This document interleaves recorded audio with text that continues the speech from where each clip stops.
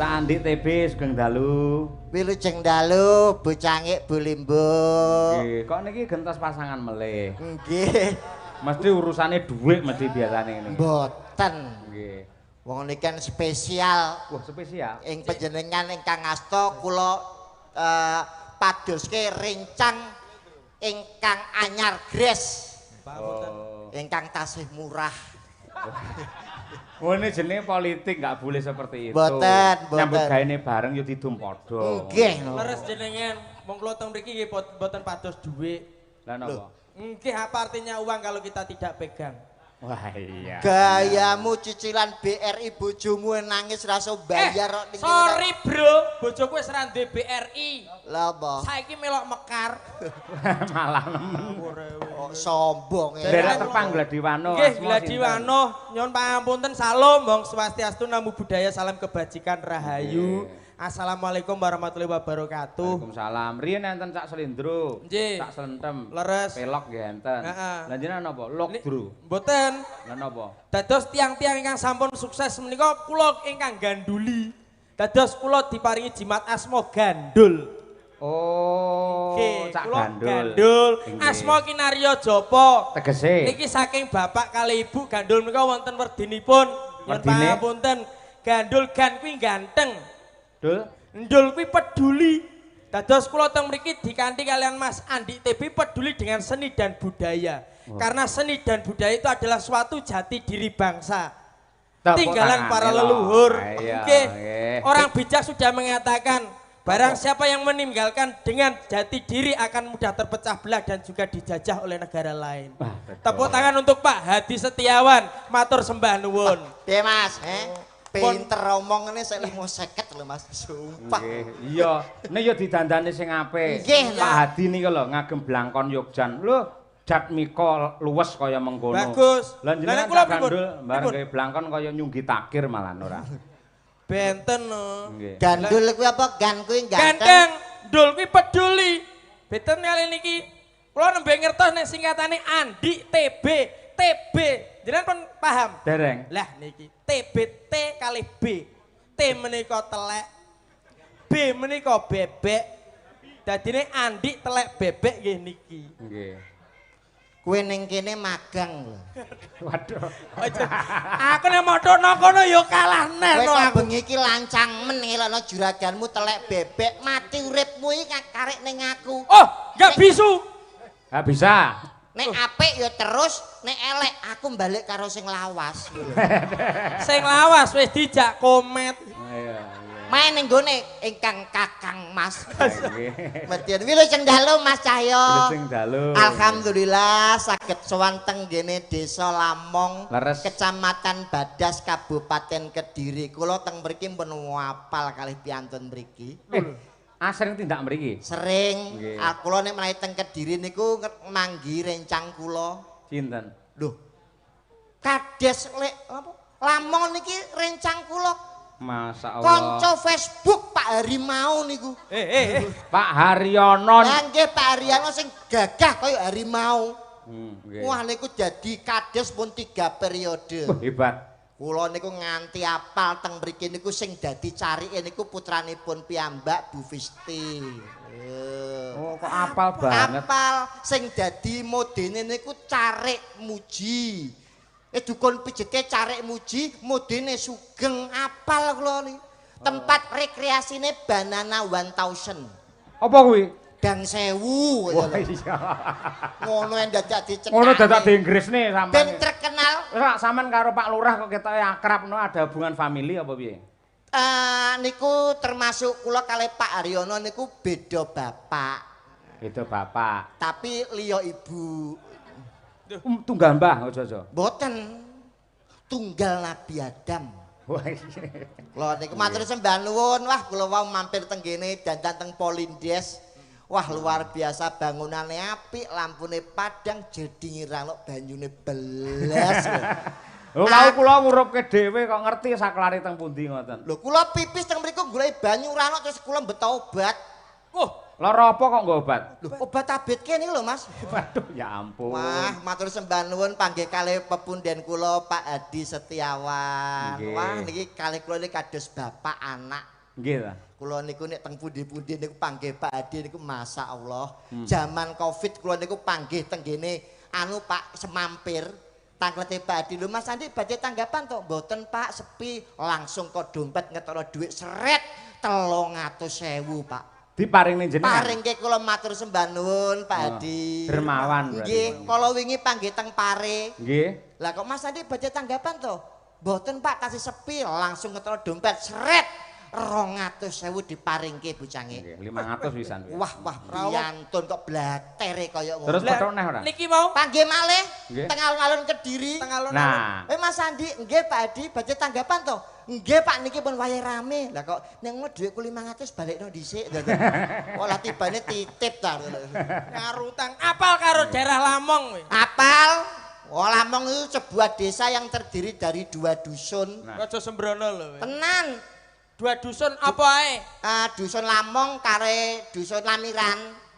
Iya. Nah, RT-ne 10. RW-ne 10, RT-ne 23, jumlah penduduknya 6.449, rondone 574 lho. Apal sing kok apalnya nggon rondo barang lho ora nggih. Mergo survei Pak teng mriki. Sampeyan iki ya, dagelan survei. apa sensus penduduk iso kaya ngono. Nggih ngapalne sithik-sithik. Lah, nek Pelestarian survei seni budaya Leres. temanya. Leres. Nek tapi nek karo rondo iki ya aja disia-sia. Ora guyon Mas. Wong jeneng rondo iki wis ra duwe sapa-sapa. Heeh. Atine aja digek gelo. Apa maneh mok gek kuciwa nek kirane kowe wis ra tresno mbok dititipno ning balai desa. Ben dipangan kami tuwa. Alah iya.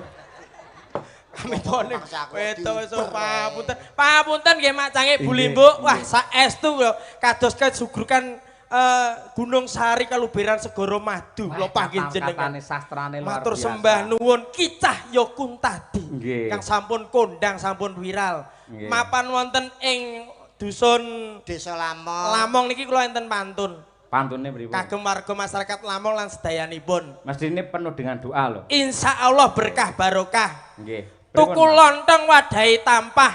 Cakep. Mugi-mugi wong Lamong pinaringan barokah Allahumma. Nggih. Alhamdulillah. Tuku lontong lalapane krai. Muga-muga wong Lamong kathah rezeki Allahumma. Amin. Masa Pisang kas. Allah. Ya, siji kas. Tuku lontong jangane semur. Muga-muga wong Lamong kabeh panjang umur Allahumma. Amin. Masya Selanjutnya Allah. Cak TB aja kalah. Istimewa. Pantunnya Ngono kayak apa? kuwi. Seniman ki harus dikelihatan seni dan budayanya berkata-kata. Parikan lo isone tuku lontong. Ketok nek arep ndongakno Lamong to. Ngepas Sing kreatif. Tuku kendi dicampur genteng. Cakep. Pak Hadi kula rokoke dereng. Iki senengane kok Ngising-ngising mirang-mirang ora. ning wong iki lho iki. Lho Ketua. Lah nyapa mirang timbangane kowe? apa? Lah kowe iku mau nyemoni kowe. Kok nyemoni piye? Kowe mau parikan ndongakno gawe Warga desa Lamong nganggo pantun. piye? Tuku lontong lalapan krai. Artine Wong Lamong kathah rezeki. ndongakno gawe Pantun. ngaten niki leres napa klentu bocah. Ya bener. Benere kok ndi? Ndongakne piyai kene. Kita tanda cinta kita kepada warga masyarakat Lamong adalah saling mendoakan. Nah, Nah, kuwi. gudange pantun nggih menika Bapak Nggih. Kicah Yokun tadi nggih Mas Yoyo. Nek jenengan dos pundi Mas? Napa? Pantunipun kagem wong Numpak Lamong. andong dinane jemuah. Pak Andong. Artine Artine kabeh piyai Lamong tansah pinaringan berkah barokah. Amin. Apik nggo pantun, B. ngaten niki bener. Bener. Jenengan nate pirsa kiai alim ulama ustad kok dawuh kowe nek ndonga gawe pantun. Nate pirengaten mboten? Ora. Lah kok sampean benerno ndonga gawe pantun? Nek sampean ndonga gawe pantun, malaikat nyatete bingung. Kok bingung? Lah nyuwun sewu saiki apa nek gawe pantun imam ning masjid apa ora bingung? Kok iso? Mimpin salat Allahu Akbar. Budal sekolah mangan es krim Bismillahirrohmanirrohim.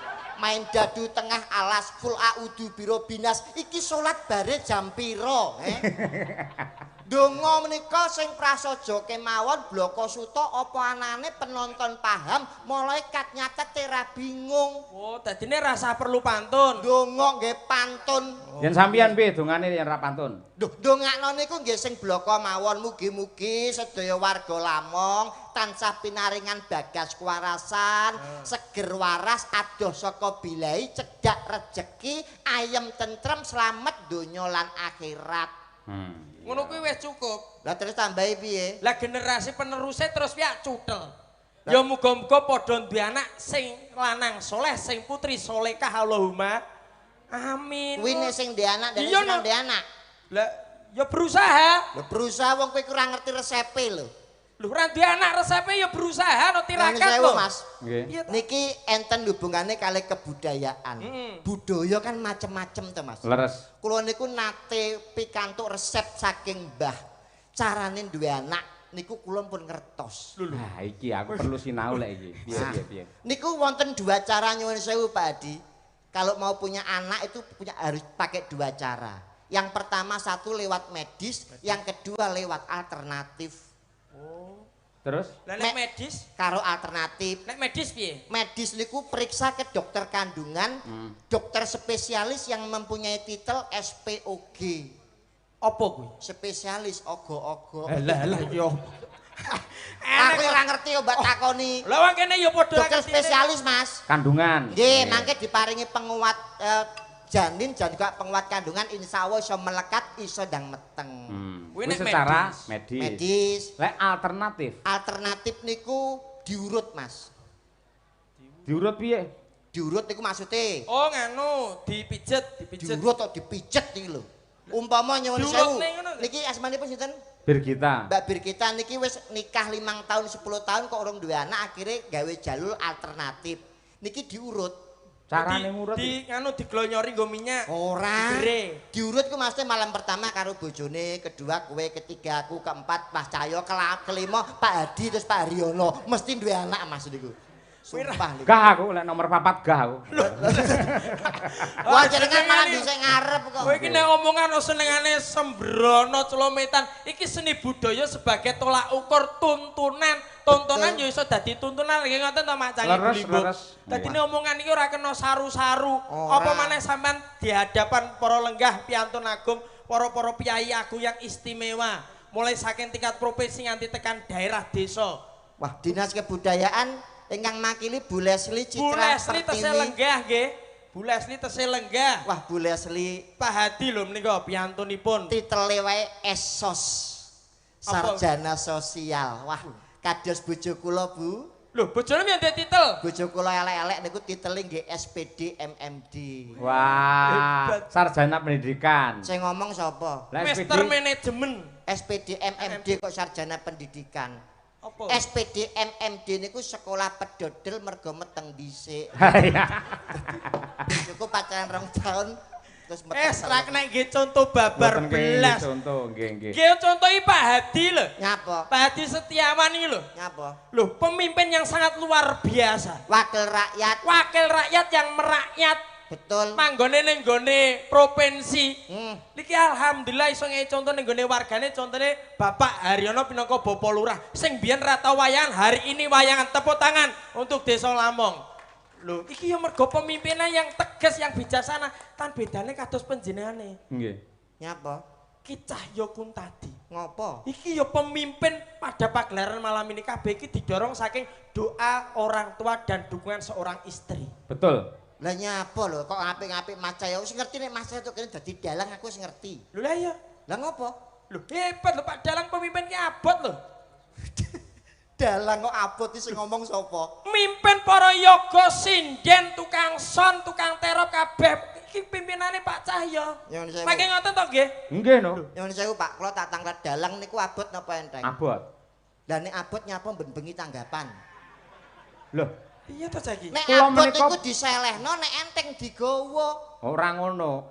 Kula niku lak dadi kanugrahan saking Gusti ingkang dipun paringaken dumateng kula menika lak Nggih. iso ndalang. Betul. Kula syukuri. Nggih. Akhire nggih mayang niku abot kaya ngapa, waton iso gawe bungae tiyang kathah niku tegese dadi pahala. Abote nggen pundi? Loh, Wiwit saka pucuk rambut nganti jempol sikil nyambut gawe sewengi. Lah remangsane yoga niki mboten nyambut gawe. Yoga niki nggih nyambut gawe, Pak. Ning enek sing kurang. Napa? Mripate padha nyambut gawe ya, yoga kali dalang. Kupinge ngrungokne. Lambe penggirong kaya sing kaya kuwi kan enek ya. Nyuwara nggih. Nyuwara gitu. Terus ning yen pengrawit kakinya diam, yen dalang tukang jaipong niku sikile nggih obah, Pak. Nek ora dipenyet muni iso bam bam bam, ora iso bem bem bem. Abote nggih pundi jenengan dugi mriki nggawa debok ora? Ora. Lah enteng. Wong teko rene ra usung-usung debok karek dok dok dok dok. Oh, 90 yuta. Dok dok dok. Oh, 100 yuta. Abot apa enteng? Ya abot tetepan mergo aku nggawa cerita. Aku ki sutradara atau pimpinan pertunjukan. Dadi sukses utawa orane wong sak panggung gumantung dalange. Gawe cerita. Apal mboten? Apal. Enteng apal kok. Nek ra apal kuwi abot.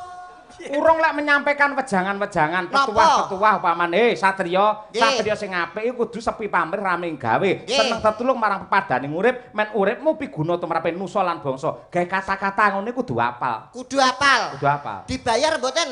Dibayar. Ya enteng dibayar to, Pak.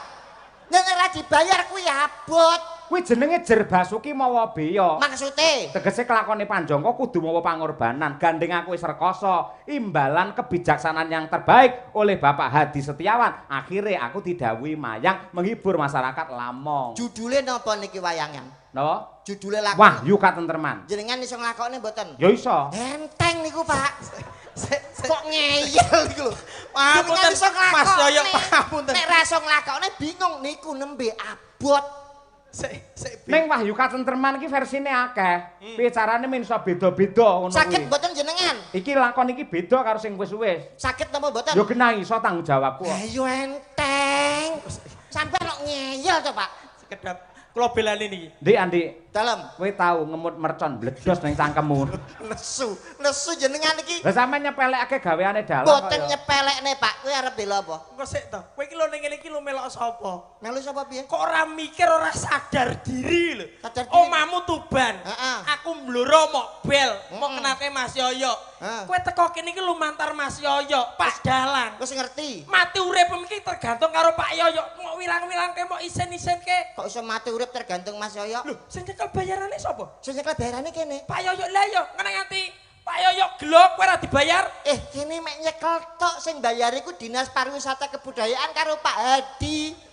Ning diliwatne aku. Lah nggih cara tuku mobil jenengan niku makelar. Aduh. Kok sik ngeyel Angkrek. Nggih napa mboten nyuwun sewu? Ora beda karo makelar beda. Lho, nyuwun sewu. Piye? Sing ngebel kula kan jenengan. Aku. Mas tanggal 22 wayangan ning gone Lamong Badas Kediri. Saged napa mboten aku tak. Saged sing ngebel jenengan. Nggih. Sing bayari sinten? Sing bayari ya panitia ning liwat aku. Lah nggih jenengan liwat hitungane sampean ki Bang Mekar mung diliwati tok. Sem. Lho kok ngeyel. Lambene syukur jeblak aku ora trimo lek carane ngono kuwi. Ora trimo kula dereng menehi kok. Kowe tak kandhani sebenarnya ya, Nggih. sebenarnya panitia EO itu telepon ke saya. Betul. Utusan saka Pak Hadi. Nggih. Pak Dalang komplit sak dagelane mangke pelawake sinten kula nderek kemawon. Leres. Lajeng kula usulke. Nggih. Dagelane Cak Andi TB. Lah upamane sing tak usulke dudu sampeyan, bengi iki sampeyan merongos ning omah. Ora mungkin. Lho kok ora mungkin? Mergo bengi iki sing nganggur karek aku tok. Liyane tanggapan gelem ra gelem ya aku karenan. Sampeyan ra iso milih. Iya lek kuwi bener pancen. Arep pilih komet wis karo Mas Kangko. Iya. Jok Lutuk wis karo Pak Minto. Tak percil no. Lah percil tanggapan tenggene Pak Eko. Karek sisone sapa? Mondol. Heeh. Mondol karo Yudo. Oh iya. Sampeyan gelem ra gelem pilihane namung kula nggih napa mboten? Iya. Nah, Mula gandeng kowe tak pilih, ayo kita chemistry. Lah. Bersatu. Ojo saling merendahkan martabat. Contohlah Bapak Hadi Setiawan. Piye? Nek kula ibaratke panjenengan iku dadi pamong. Pemimpin. Pamong. Lah iya. Perwakilan rakyat itu wakili rakyat bukan pemimpin tapi pamong teng kebudayaan. Nyuwun sewu kados Semar. Semar niku lak pamong to. Ora mung mamongi mimpin kawula cilik tapi juga pamonge para satriya Pandhawa. Padi nggih ngaten. bukan hanya menyerap aspirasi masyarakat tapi juga mengawasi jalannya roda pemerintahan. Leres napa mboten? Leres. Saniki kula takon. Pripun? Punakawan ngertos mboten? Yo ngerti aku dalang. Sinten mawon? Semar Gareng Petruk Bagong. Punakawan sing tugase abot dhewe sapa? Semar. Lho kok saged? Lah bapake mimpin dhek, mimpin anak-anake, mimpin wargane uga ngayomi karo para Pandhawa. Aduh, bener lho, Bewi. Bengi iki Pak Edi salah. Piye to? Nyuwun sewu Punakawan ngertos? Ngerti. Sing tugase abot dhewe sinten? Semar. Kok iso? Lah kuwi bapake Gareng Petruk Bagong nuturi karo anak-anake lan uga nuturi karo para Pandhawa. Aduh, aku isin karo Mbah Suklon Suwondo aku nek ngene carane iki. Aduh, jatuh martabatku. Kowe aja nyandak-nyandak bapakku ngopo teko bapakku barang. Semar ki abot lho. Ilmune jenengan aduh kurang jangkep oleh nyerep ingkang rama. Sampeyan ora ngerti wayang, lakon sing akeh magepan karo Punakawan, mesti Semar mbangun kayangan, Semar boyong, Nggih. Semar mbangun jiwa. Biyen erane Pak Harto, Semar mbabar jati diri. Selalu Semar Bangun niku abot. abot. Punakawan sing tugase abot niku mboten Semar. Lah sapa? Bagong. Kok iso? Lho Bagong riwariwi Surabaya Tulungagung, Kediri Malang, nggawa penumpang ben bino ora tau sambat. Rena keprondasmu kowe. Loh, kok jenengan nesu niku Kuwi pripun to? bis. Lah jenenge bis napa? Bagong. Apa eneng bis Semar? Kok ngeyel niku lho mesti. Bacok sisa lho. Abot Bagong niku. Dalang kok padake kaya bis iki lho. Ning Punakawan sing sugih dhewe sapa? Punakawan sing sugih dhewe Prabu Puntadewa. Punakawan. Punakawan. Iki Semar Petruk Bagong Gareng. Nggih anu to, Gareng. Gareng anak mbarep masih sugih. Ora iso. Ya sing sugih dhewe sinten? Semar. Lah kok saged? Duwe toko Mas Semar ning ndi ora ya. Wayang sing gone omahe ra tau sepi sinten? Semar. Alah Semar iku sosok ana sepine. Kresna. Alah Kresna sosok tinggal arisan bring sepi. Ora ngerti to? Ora ngerti. Wayang sing omahe rame dhewe niku Baladewa. Kok iso? Oh Baladewa saiki barange ayu-ayu kabeh, Pak. Cah cilik-cilik wah tenan rame lampune kelip-kelip. Lambemu menengo. Padi biasa kalih mboten percaya kalih kula teng Iki omongan kok iso sak kowenake dhewe lho. Baladewa rawame Pak Kras saiki, Pak. Ah, banana wantosene kalah, Pak. Kuwi ra kok koyo Lho, nek mboten percaya jenengan tak ngerti iki lho. sapa? Lho, niki nek wah piye to? Lusi Brahman. Lusi Brahman niku pegawai negeri, Bener. sosone bengi tanggapan. Tapi nek mboten mayang, niki tenggene Baladewa, Pak. Usaha Kowe aja menghina lho kowe. saes Fitnah lho kowe. wira swasta, Pak. Ngopo? Bakulan es. Kok es? Es mari Mas. Piye no wi? Dadi nek ana wong lanang liwat, mari Mas. Mari Mas karo jas jus. Sik, jumeneng Mbak Lucy, sampean kudune seorang wanita harus bisa memperjuangkan emansipasi wanita. Coba kaya apa? Ayo. Duduk, duduk.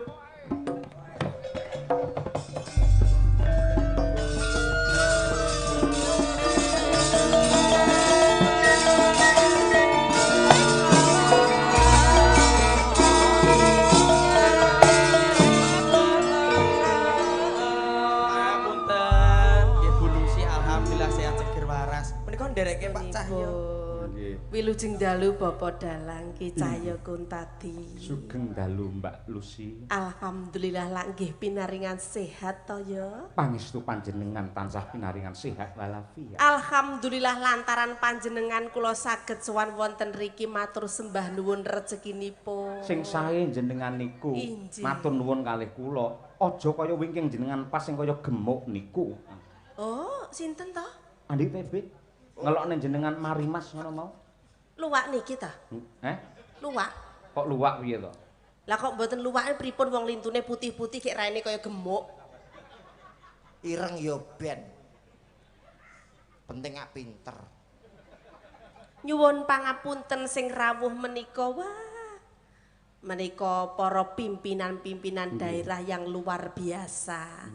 Ingkang saged menyatu dengan masyarakat. Leres. Kagem contoh menika Bapak Hadi. Setiawan nggih. Bapak Hadi Setiawan, piyayine sampun karismatik. Manunggale Piyayine kawula Gusti. sabar manunggale kawula Gusti. Saged kagem dados contoh masyarakat. Alhamdulillah, syukur. Klebet Pak Lurah Lamong nggih Lebet mekaten. Pak Lurah Lamong, Ibu Kepala Bidang Kebudayaan Pariwisata inggih rawuh keluarga besar Dinas Pariwisata Provinsi Jawa Timur, Dinas Pariwisata Kabupaten Kediri khususipun Bapak. Raiku ditabrak bis bagong.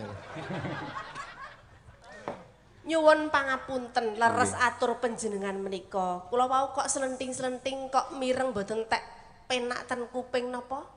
Kula ngendikane napa wau grem. Jenengan teng Baladewa ngoten. Jare jenengan teng mriku senengane parikan kian. Tanjung Perak kapale kobong. Tanjung Perak kapale kobong. Monggo pinarak kamare kosong ngoten niku.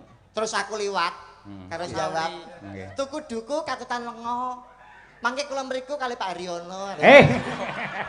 Pak Lurah bering kok jak lho Mas. Pak Lurah kira tau ngono kuwi kok.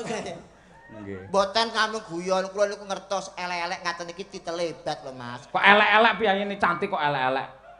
Nggih, cara ibarate Kok kaya rupamu bagus-bagus cara nek cerita Kediri sing kondang niku Panji Asmara Bangun kalian Dewi Sekar Gadung Indonesia. Sekar Taji. Kataji. Nggih. Nggih, titele Lucy Brahman SH. Sarjana hukum. Mboten Son Horek.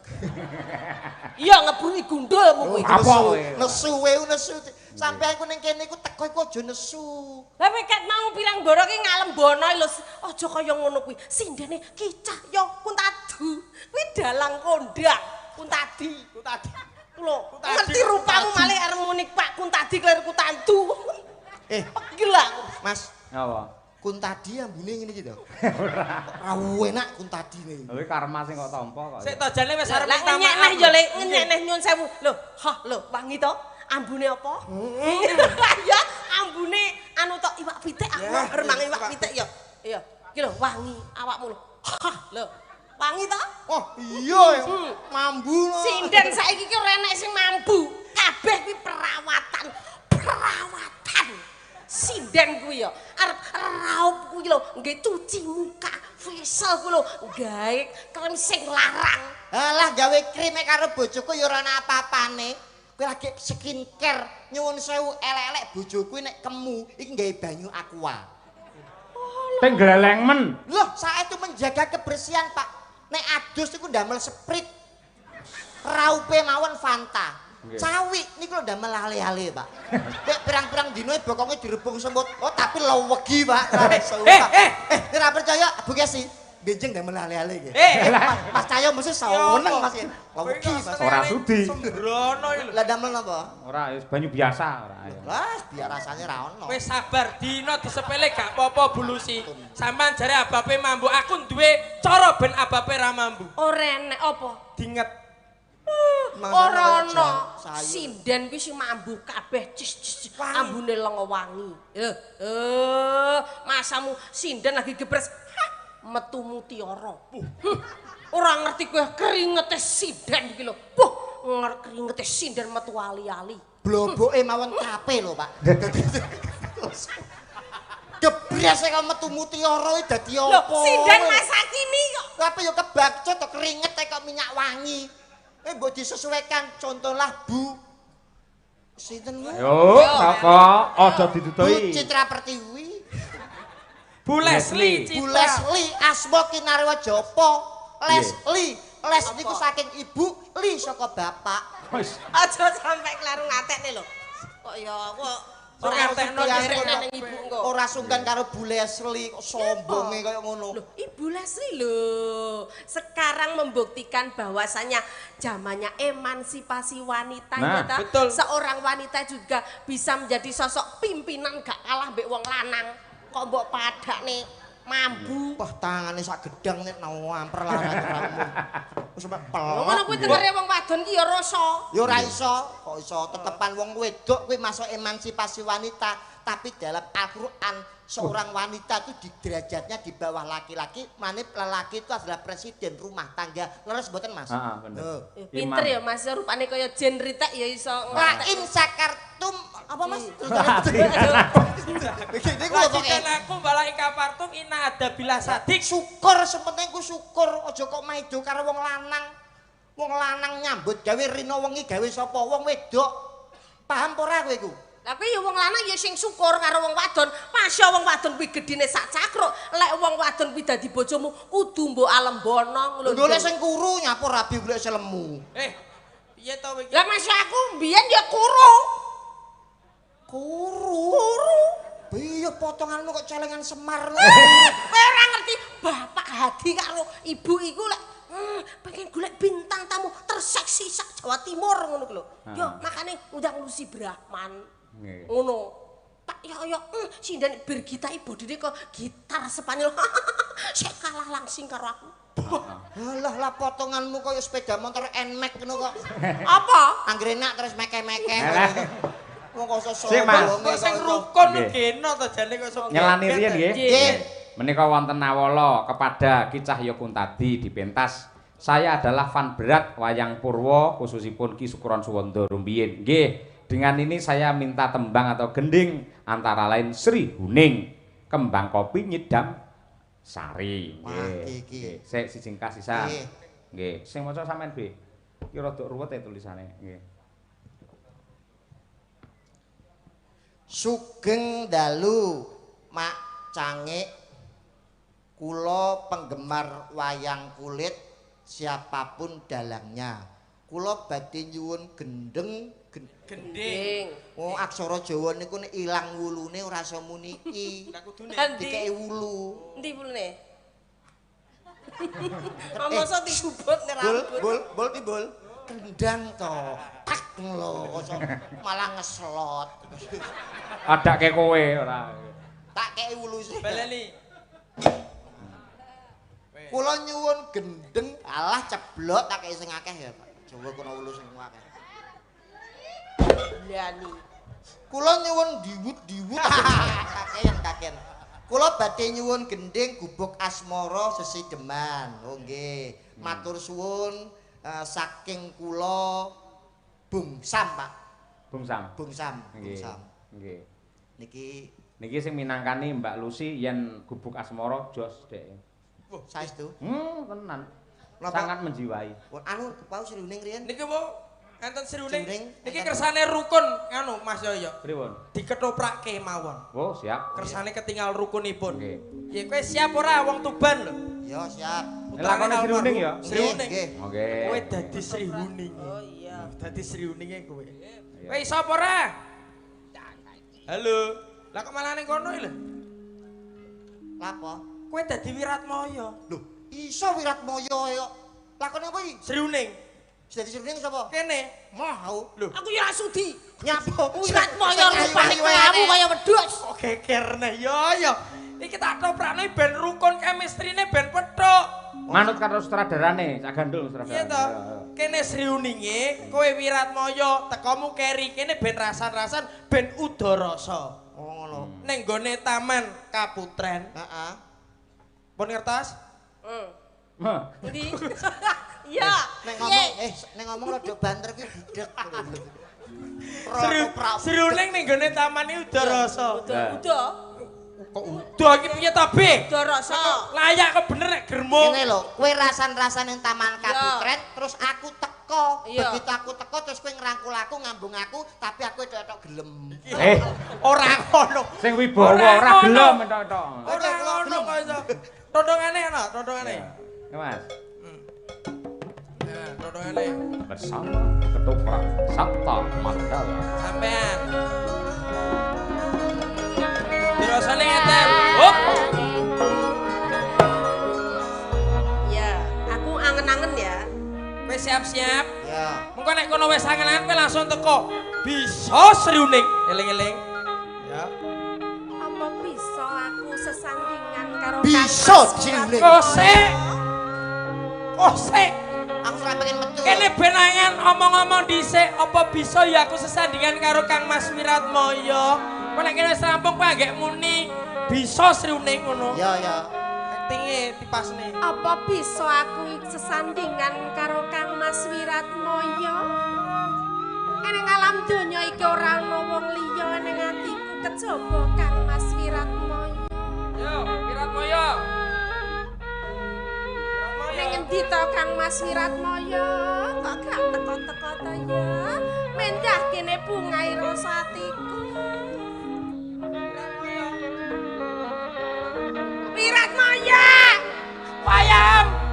Bisa Yai. Ngono. Rene lho marane. Balik ora konsen ae. Nek kene wis udara sapa bisa aku sandingan karo Wiratmoyo. Kowe langsung metu bisa selune. Eling-eling. Ya. Mendah kaya bungae rasaniku lek bisa sesandingan karo Kang Mas Wiratmoyo. Bisa Yai.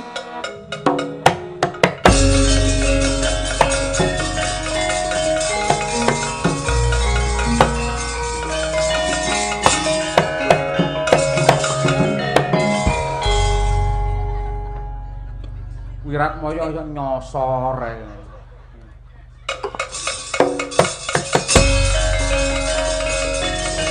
Diajeng sini.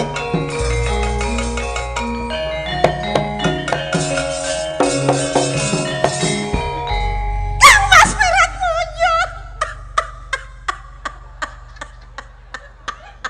Diajeng sini. Ora nyono ora ngira. Kok kelakon sesandingan karo Kang Mas Wiratmoyo. Aku ketoke salah kamar gitu. Sakek bungae lho. Bungae ngageti Wiratmoyo kok mosok. Lah kok enek Wiratmoyo iku sing ayu, sing alus. Lek Wiratmoyone kaya Pak Dalang ganteng lho Wiratmoyo mripate becik, mosok brangkone mendelep kok sing apik. Ya kudu diterimani kowe iki ya padha. Gak kok malah genteni mondol iki piye to iki. Lakone. Diajeng Sri Uning. Tak sengaja teko. Wah, action sih. Ning papan kene. Aku lakon sowan oleh Taman Kaputren Diajeng.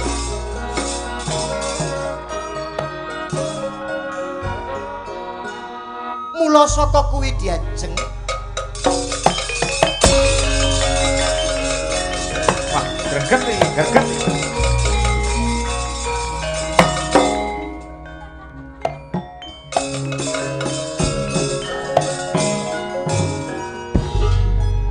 Diajeng Sri Uning tak sengaja teko ning papan kene.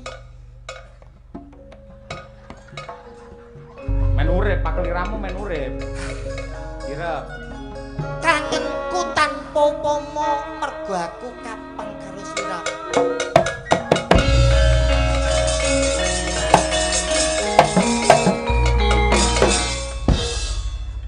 Sing ngenongi Mas Hoyok wae.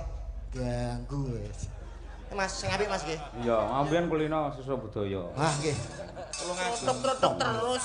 Sri Uning urung nyauri barang kok. Mas. Lho, rungokno kentongan kayak ngene iki. Aku tak malu belajar. Tak tok tak. Kang Mas Wiratmoyo. Diajeng Sri Uning.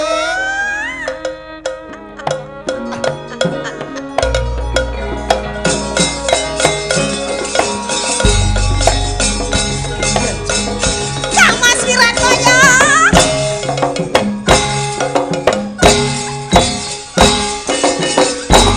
Ngene lho, kentongane ngene iki. Oke, Pak De.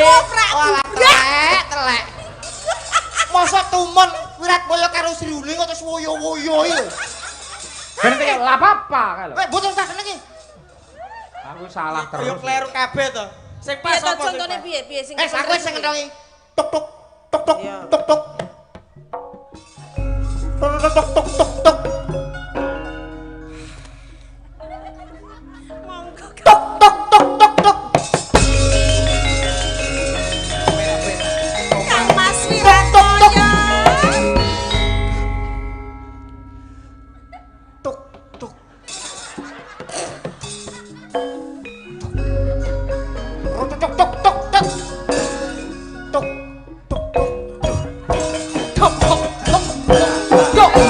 Ya.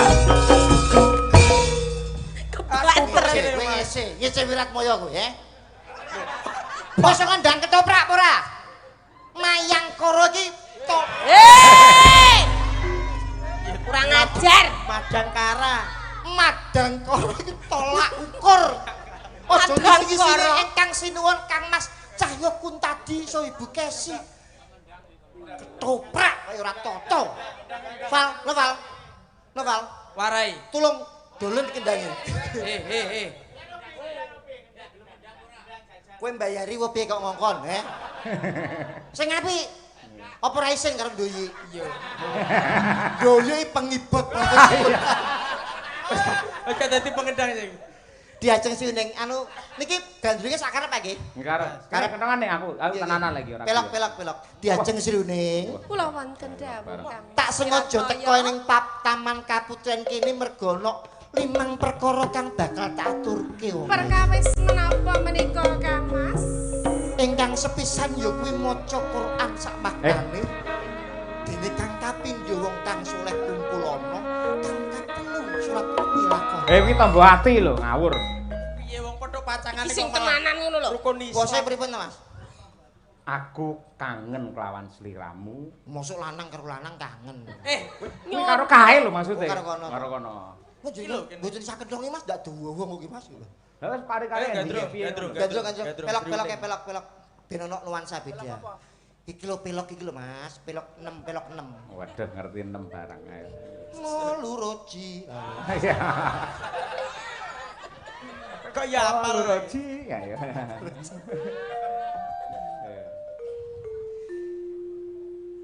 Pelok ya. Lagi ora pelok kok. Ora sing gone Anoman Obong. Anoman Obong niku lho Mas Asmara Dono nggih. Taritane. Nggih. Gelem. Duh, tibone I. Gelem kowe tak rapi. Nah, tibone I. Diajeng sriuning. Waton aja njaluk bondo.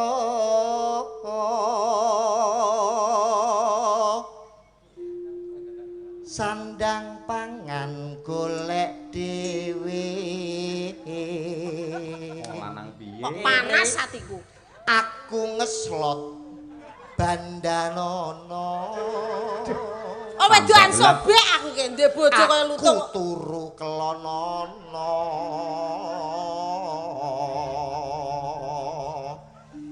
Yen kalah aja nesu. Wiratmaya enggal bangka. Tapi lo gagu to, Pak? Lah mosok kowe kaya ngono apa Kata-katamu iki yo Itu. Ah, pelok ira ono sing bener. Diajeng sriuning Kula wonten dawuh tak Kang Mas gandrung Wiratmaya. sing romantis ya. Inggih. Kersane Pak Hadi iso seneng penggali. Saged remen manahipun Saged Bapak Mas Hadi. Yendronipun. Rukun Islam Karep bawa apa? Iki bawa pepeling sing katresnan lho. sin. Sijeman yo kena gadhe. Sijeman apa nyidam sari yo kena. Anu bawane sriuning lagune sriuning. Urung tau dikepruk sinden apa kowe? Nano. Ayo. Sinebut pahlawan putri. Nah, ngono ya cocok. Diajeng. Wonten apa Kang Kula Mas? wonten dawuh Kang Mas. Apa pancen kowe tresno marang pun kakang? Sumpah lahir tumu sing batin aku tresno karo slirane lho Kang Mas. Aduh, wong ayune kaya ngono. Apa kena tak ugemi? Pancen toh sampeane gundul tapi tresnaku lahir tekan batin. Kuwi tenan ya wong ayu. Iya Kang Mas, aku wis pasrah lilo mau apa-apano gelem. Oh iya. Mbok enggal diapakno ngono lho. Kang Mas, aduh iki lho, aduh. Sinebut pahlawan putri. Sri Kuning Mustika Tuban. Mboten nyono, mboten ngira swanten panjenengan endah saestu lho Kang Mas. Apa kaya ngono diajeng? Inji. Jagat tepung gelang anggonipun Kakang Upadi wanita kang bisa gawe seneng atiku ora ana liya ya mung kowe wong ayu. Estu atur panjenengan menika Kang Mas. Apa ning atimu isih ana papan panggongan kanggo nandur wae katresnanku diajeng. Kebacut. Guyune iki sithik Sing entel. wibawa. Ngono. Truk Aduh ki apa to? Juk prangkung bojonegara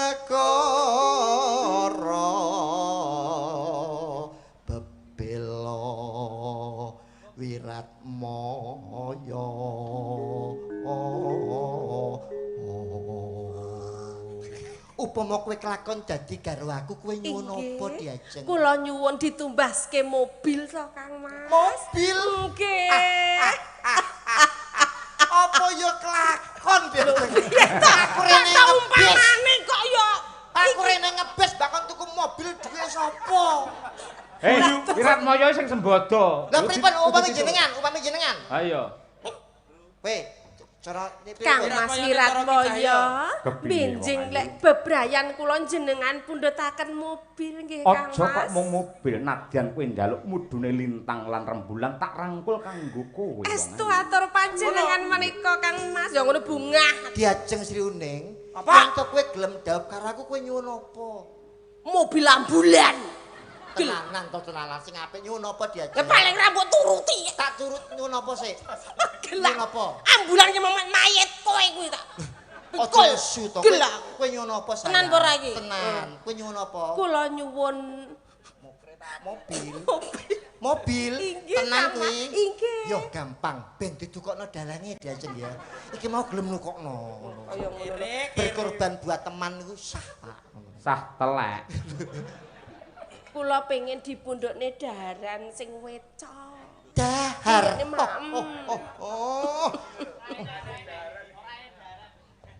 Mangan Roti. Kuwi roti. iki lho. Wis ora sida. Wis ora sida. Nyilek sik ya. Tak tukokno. Wala nang Kuwi kene. anakku lho kuwi. Napa? Anakku kuwi. Lah, putane jenengan. Wis kebeneran ya, engko njaluk ijol pake ya. Ya. Duh. Gak usah. Ora. Barang Apa colongan. kowe gak seneng karo ambuku? Apa aku kurang wangi? Ngomong ngoto Diajeng. Upama besok Diajeng. Kuwi jane uang apa Aedis Aegypti ora. Ayo. Iki apa? Ambune yo wangi ya. Terus Dok prangkung bojo negara bebelo Wiratmaya.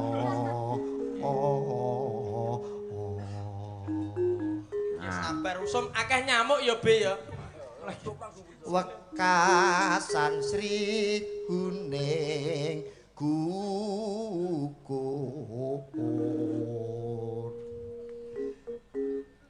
Terus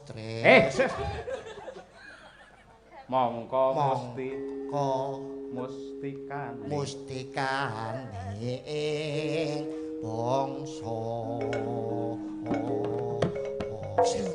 Kula wonten dawuh Kang Mas Wiratmaya.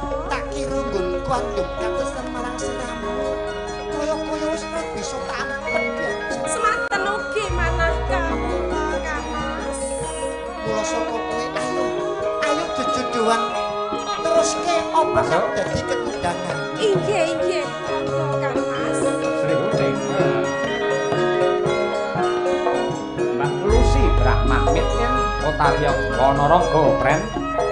Srayana mustika tuban alakuh tresna sapunya pati Mararaten Wiratmaya kamus prasetya anak banti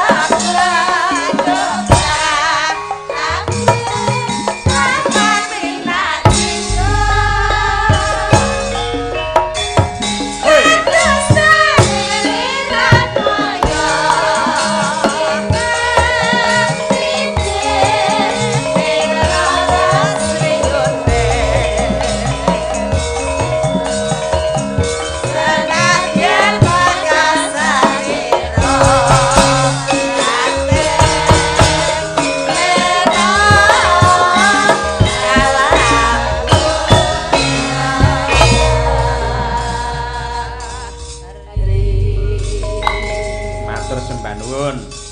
Kejawi menika live streaming YouTube Kuntadi Channel ugi dipun tayangaken wonten ing Ndoho TV.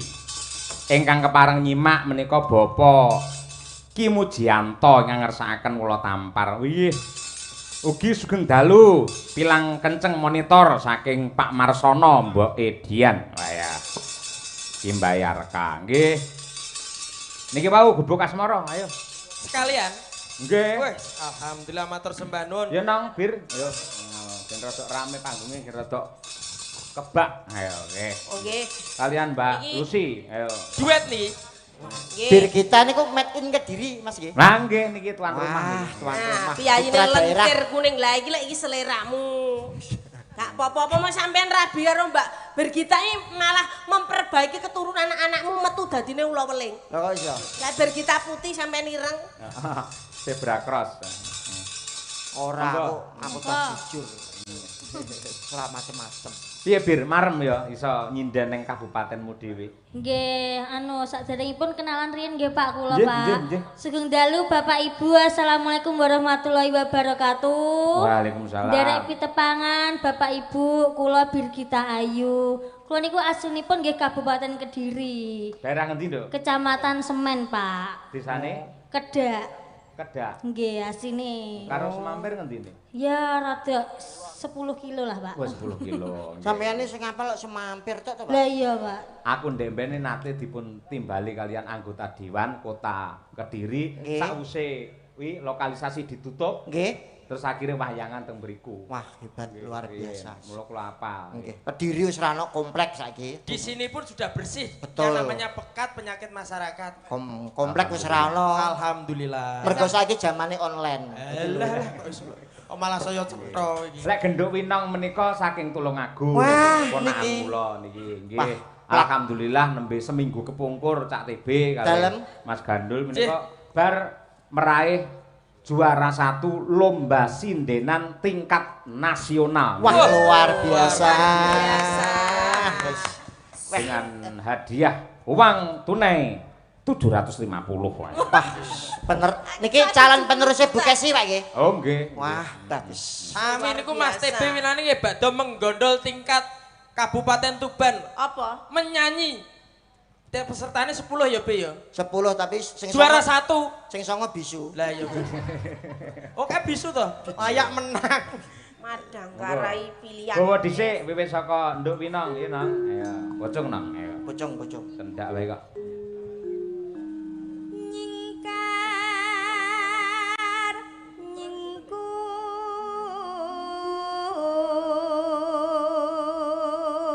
nyingkur. Ugi kula aturaken Pak Waris Sugiono saking Surabaya sembah nuwun lan ugi para penonton ingkang rumiyin pernah menikmati jaya-jayanya Ki Sukron Suwondo. Ya, nggih. Terus Wiwitane nyingkar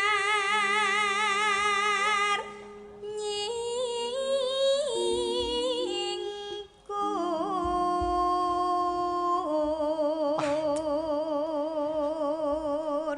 Bocah ayu suarane apik, dedeke apik. Terus kowe pengen duwe bojo kaya ngene iki. Alah, aku Heeh. alah sorry ora, Mbak. Lah, piye toh ora normal berarti pean? Ora aku dikek iki moh. terus Kenapa? Sumpah, tapi nek dipaksa gelem. Alah. Amin. Oper bagus. Lingsam yen kemutan.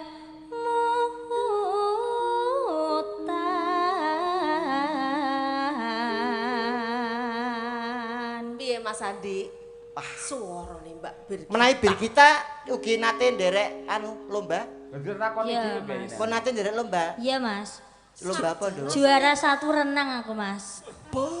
Tenan. Hubungannya apa penyanyi kok karo renang lho? Loh, renang ki mengolah pernafasan Oh iya bener. Pernapasan perut jadi ya. Bojomu kan ya tau melu lomba renang. Lomba ora bojoku riyen anu Pak lomba elek-elek tahu menang anu melok lomba Melayu untuk TV, Pak. Alhamdulillah. Elok lho kuwi hadiah Nggih. TV ngono maksudnya. Nggih, Ora lomba siji. Melayu untuk TV. Jam piro kuwi? Jam 12 bengi, Pak. Pesertane telu.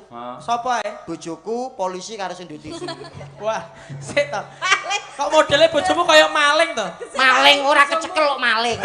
Nek kecekel maling bojoku ora kecekel. Lho tapi doyak polisi iki, Be. Lho tapi kan untuk TV. Jenengan pesen pirang in mangke kula pesen. Mama. Maling kok bangga lho rumah sakit. Ya salah ringkas piye. Lelampahan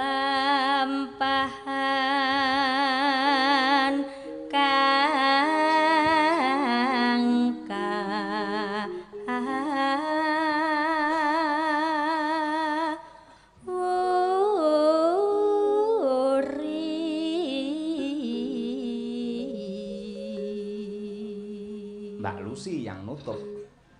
Tresna tulus nadyanengku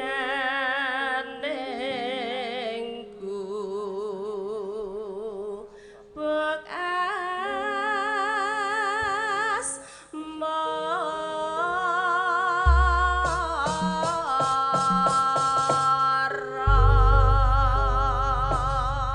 Matur sembah nuwun, monggo lajeng kemawon gubuk asmara. Dados.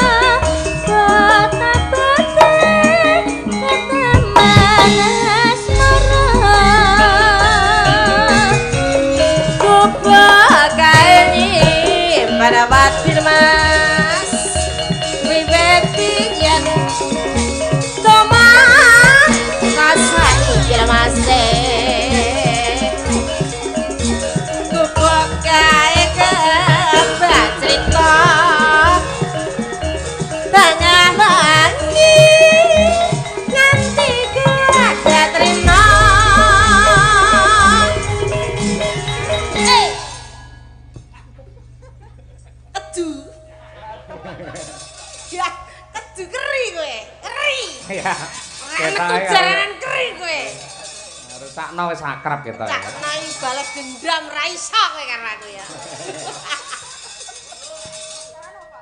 Catatan sajrone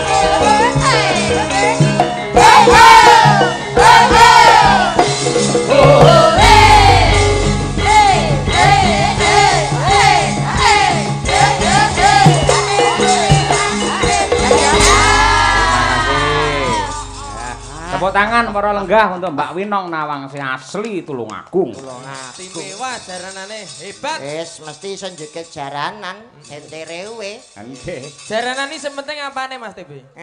Jaranan iki sepenting apane? Oh jaran penting yo gerake to Mas, jikune itu. Nek jenengan sing penting apane? Ya jarane kuwi wong jenenge jaranan. Lah jaranan sing penting apane? Katoke. Lah kok penari jaranan ra katok anak lucu. Penting nganggo katok. Oh ya nek gawe sarung ra iso ya. Ya sing penting kolore ngangge kathok tanpa kolor ya ceblok terus. Kuwi. Lah sing penting napa? Kolore. Yo kaine. Lho, lah lah kolor tok nyerano kaine opresis. Oh ijek ae lho rumah aku. Alhamdulillah matur sembah nuwun. Nggih, nggih. Matur nuwun dumateng Mas TB kalian Mas Gandul nggih. Mas Gandul, parang nyengkuyung dumateng kula. Saestu. Tetep ngaturaken selamat sukses kagem Bapak Hadi Setiawan beserta jajarannya tetap barokah dan amanah. Sumrambahipun dumateng sedaya para warga masyarakat ing laladan Lamong mriki Mbadas, mugi-mugi tansah pikantuk pengasih saking Gusti, anggenipun nyambut damel dipun paringi gangsar lan lancar. Amin. Bekerja adalah ibadah, ewadene rezeki adalah jatah. Semoga seluruh warga masyarakat Lamong antuk barokah. Amin. Lampani